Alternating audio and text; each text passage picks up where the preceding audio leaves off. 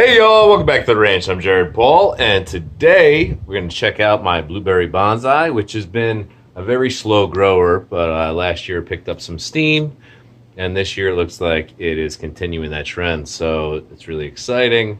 But first, just gotta set this bowl down. I have this really cool Hoya here, fully cascading. Really crazy this past year, and for the first time in 3, maybe 4 years, we have flowers, or what are supposed to be flowers. You see that dripping, nasty looking sap? Yeah, so apparently they generate these and that sap to attract pollinators, and since it's indoors, I think it just hasn't been pollinated. So it's not like turning into any flowers following, but really pretty cool, these clusters. I'm sure that I could take a Q-tip and pollinate it myself, or maybe I'm wrong, but I could probably do that. But since it is dripping down and causing sticky, nasty matter and staining this nice piece of bonsai shelving Laura refinished for me. Yes, I know it's empty because, you know, childproofing and all that, but eventually Stella will be cool and let there be trees back on there. And I don't want it all stained with Hoya goo. So we're going to prune those off, and then we're going to get to checking out the blueberry bonsai. Not going to be the biggest pruning ever, but you'll get to see the blueberries on it. I'm going to get it into shape and yeah, get it set up for flourishing in summer. So that's what's coming up on today's episode of Jarhead Bonsai.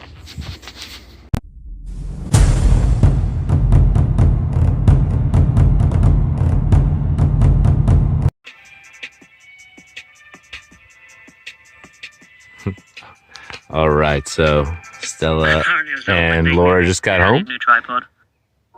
And of course, Nothing really happened in what's July. Stella watching? Luckily, the camera did survive Plus that some winter. back garden bonsai. That's hilarious. You like that, baby? Yeah. It's your buddy Ian.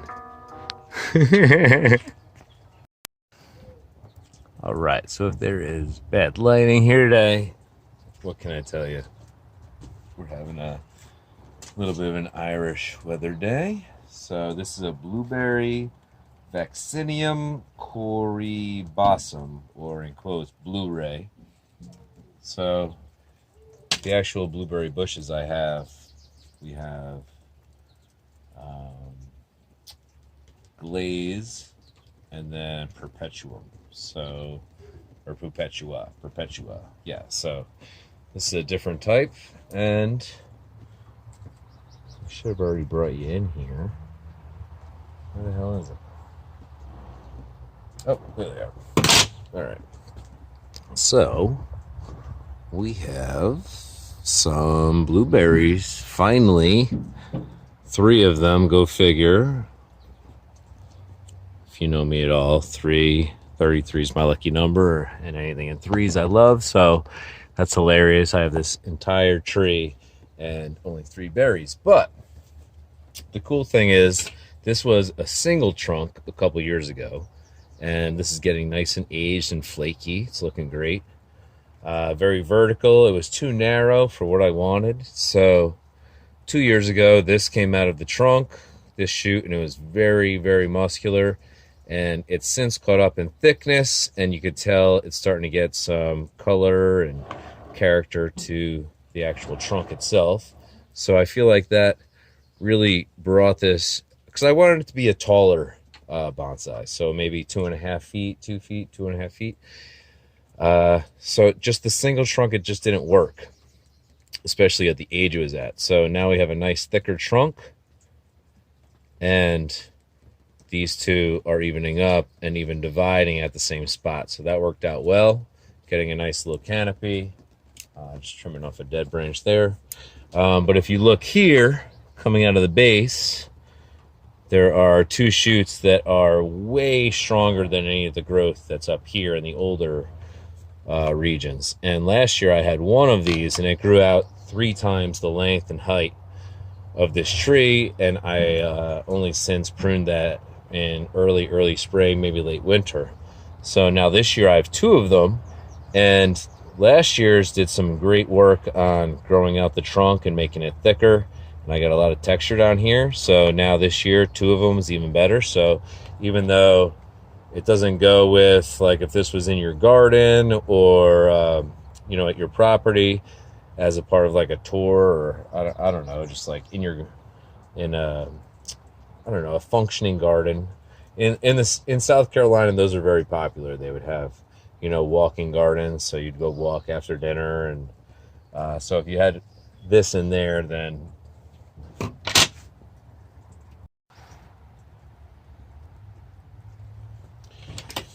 all right, so we've got some of this. I can't remember the name for some reason, but this is basically a wild succulent that ends up flowering, and it grows very shallow on the surface. So I don't pull it out like the rest of the weeds when it comes in, because it doesn't mess with the bonsai roots. So I think it actually adds to the landscape. All right, so we've got 2 of them down here. Last year we had 1. It helped out, so we're just going to let those go. If you're going for like an ornamental pruning and trying to get it in shape for, I don't know, a show or something like that, clearly you would prune those off. But for right now, the annoying term sacrificial branch drives me crazy because everybody says it, but whatever. So these couple of long branches I'm just going to knock off. I should be taking the berries off. But if you have a bonsai and it has fruit on it, why take them off? It takes so long to get these, and like, you're lucky if once a year you get the fruit, so just enjoy the fruit, right? Like, it doesn't always need to be growing at its peak performance. So they say to take the fruit off because all the energy is going to the fruit, but you know what? That's cool. So enjoy the fact that you have a bonsai with some fruit, in my opinion.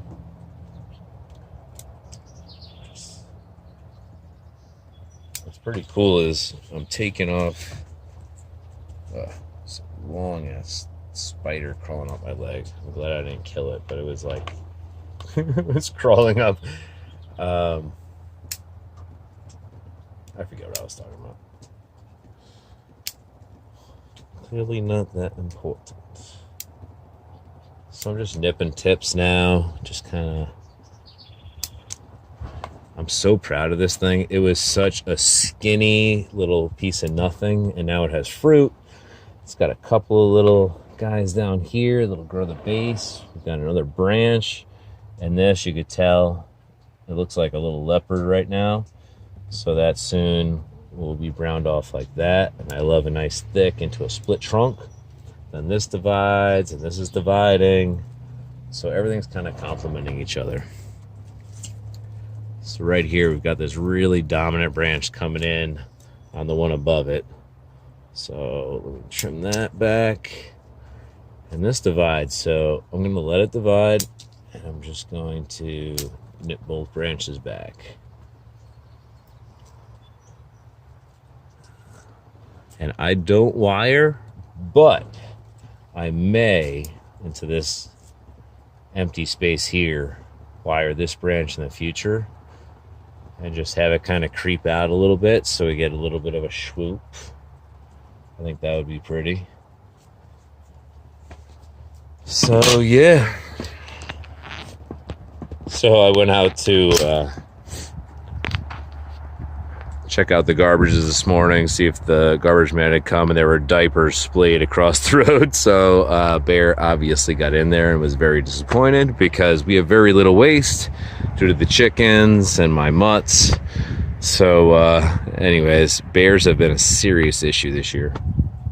So as you see, I took the advice of my broskis and broskas, and I did not put that redwood back. So actually I put it down, boom, boom, boom, boom, down and back behind here so it gets some shade from the avocado.